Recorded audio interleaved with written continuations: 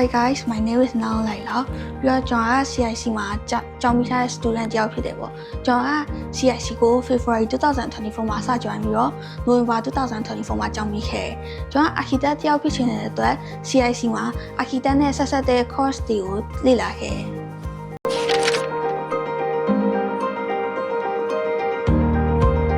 ကျွန်တော် CIC ကိုရွေးချယ်ဖြစ်ခဲ့တဲ့အကြောင်းအရာတော့အဖေကြောင့်ပေါ့နော်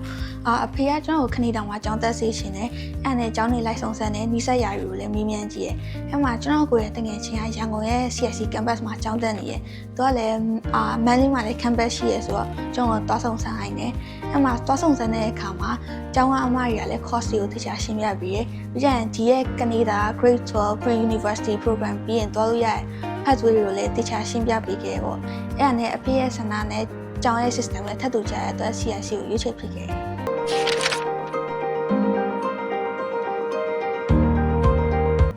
CIC မှာကျွန်တော် memory ရဲ့ student life အပြင်တကယ်ချင်းတည်တည်လေးရရှိခဲ့ပြီးတော့ကျောင်းကနေပြီးတော့ season ရဲ့ extra curriculum အနေနဲ့fan fair ရှိမယ် Halloween ရှိမယ်တကြံရှိရပြီးတော့တခြား sport activity တွေလည်းရှိခဲ့တယ်ပေါ့အဲ့မှာ Halloween ကတော့ကျွန်တော်တို့အမှတ်အရဆုံးဖြစ်ခဲ့ဘာလို့လဲဆိုတော့ Halloween မှာကိုယ်တငယ်ချင်းတွေနဲ့အတူdecoration တွေကိုအစအဆုံးပြင်ရတဲ့အတွက်အရန်ပြုတ်ဖို့ကောင်းပြီးတော့team အတွေ့အကြုံတွေလည်းရရှိခဲ့တယ် site visit အနေနဲ့ကျောင်းကပို့ပေးတဲ့အခါမှာတငယ်ချင်းတွေနဲ့အရန်ပြုတ်ဖို့ကောင်းပြီးတော့လုပ်ငန်းအတွေ့အကြုံတွေလည်းအများကြီးရရှိ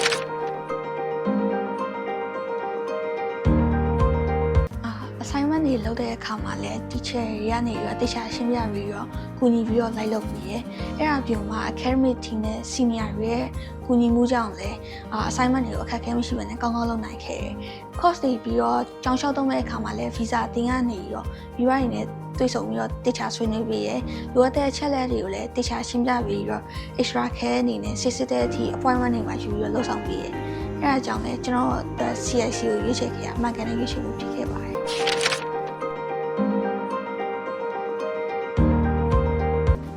အရင်ဆုံး International University Pathway ကိုသွားချင်တဲ့အခါမှာ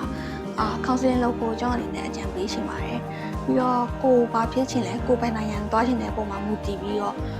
ကျောင်း program တွေကိုတခြားရွေးစိတ်ချင်ပါတယ်ပြီးတော့ကောင်းမွန်တဲ့ counseling ကိုရယူချင်ရင်တော့ကျွန်တော်အနေနဲ့ CIC မှာလုပ်ဖို့အကြံပေးချင်ပါတယ်CIC is the key to unlock the world's high-ranking universities.